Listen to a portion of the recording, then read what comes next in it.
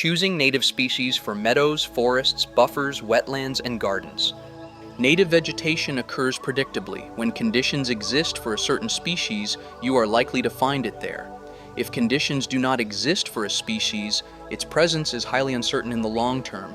Constraints exclude most species. Most species fail, leaving only those attuned to existing conditions. This red spruce grove, for example, excludes nearly all other plant species. Stable, high-quality sites like a dry grassland have very few species. In fact, the data shows us that 8 to 12 species typically comprise 80 to 90% of all plants in any stable and homogeneous system. Whereas dynamic sites invite invasives. Sometimes all that can successfully reproduce in highly dynamic sites are the worst invasive plant species. Narrow site constraints yield unique species because so few species can grow in them. Our rarest species often inhabit highly stable and constraining site characteristics.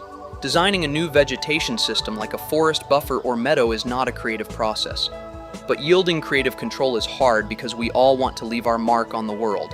Yet choosing species correctly based on ecological principles yields greater success. When done right, reproductive cycles are rampantly successful, filling spaces quickly and resisting weeds. Patterns emerge naturally in nature.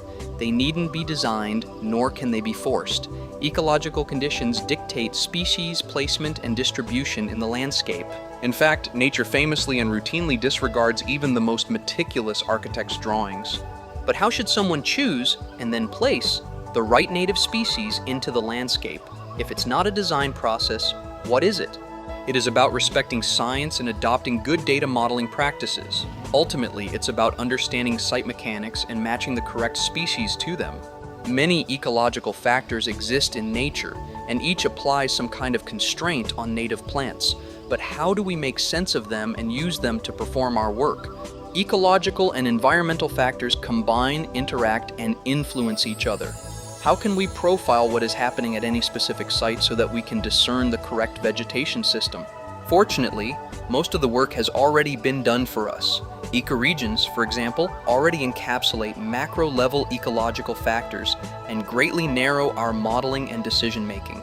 Within the construct of a single ecoregion, we notice that many factors are subordinate to others. In the final analysis, 6 measurable and modelable factors emerge as the dominant determinants of native species' reproductive success and distribution in the landscape.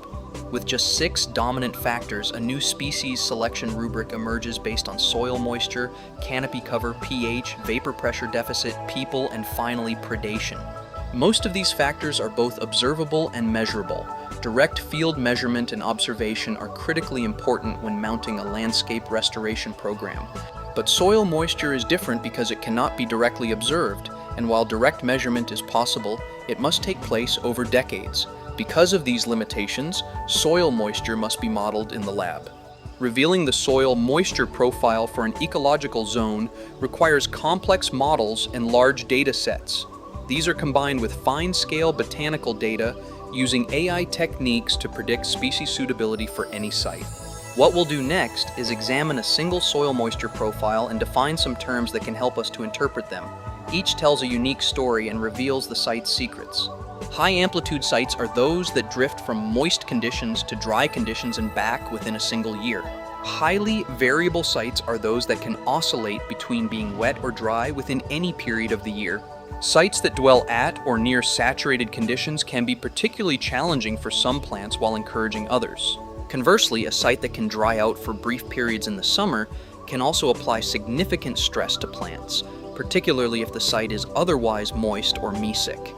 Now let's look at a wide range of different sites to see what their soil moisture curves reveal.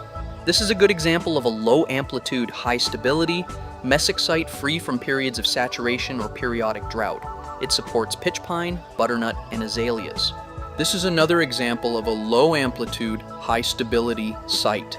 It has a higher soil moisture content than the previous site. It is important to know that soil moisture is depicted on a log 10 scale, so small changes make a big difference. This site is also low amplitude and stable, but has a much higher soil moisture content than the previous examples, staying wet all year long without long periods of saturation. This site supports spirea, buttonbush, and swamp rose. This is a classic bimodal soil moisture regime.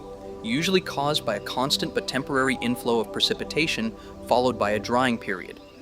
Tri- and quad-modal examples exist but are rarer. This site supports spicebush and bladdernut. This site features a broad V shape, which is normally associated with warm season grasslands in Pennsylvania and Maryland. These sites are typically moist mesic in winter with an elongated 30-plus week dry period, which excludes most species other than little bluestem, Indian grass, and gray goldenrod. This is a high amplitude and highly variable site, but it requires special interpretation. While capable of being mesic at any time, it can become intermittently very dry for more than 30 weeks of the year, which greatly limits the species. Sites like this support side oats grama, bellflower, and other uncommon species. This north-facing site moderates soil moisture loss and produces one of the lowest variability sites we have on record. It is still a high amplitude site, so the number of species growing here remains quite low. This site features an unusual double W-shaped curve. It is south-facing and high amplitude, but a low variability site that can get extremely dry. Only a small handful of very hardy shrubs and short, rare wildflowers with high water storage capacity can survive here. Let's summarize the concepts introduced in this video. Here are the key takeaways. Soil moisture is log 10, so small changes make a big difference. Pay attention to the levels. Low amplitude systems support delicate species like ephemerals, azalea, and ferns. High amplitude and highly variable sites are very susceptible to invasive plants and very difficult to restore. High amplitude but low variability sites restrict most species, so expect only a small handful of specialized or rare species to be suitable. Multimodal systems are challenging for many species and are difficult to observe with a single visit. They support species that can uniquely survive the annual shift in conditions and excludes most others. Check for long periods of saturated or dry conditions, as these are likely your main species constraints. While not an exhaustive review of soil moisture curves, you should be well on your way to learning a new analysis technique. Lastly, what follows are a few images of restored landscapes that were built using only the techniques shared in this video. An analysis decided the species, not a designer. I think they look pretty good. At least they look natural and healthy. Evaluate is the software that Archewild staff uses every day to learn more about the sites that they are working on and to guide smart species selection, which is essential to delivering lasting success. As always, call or write us to learn more.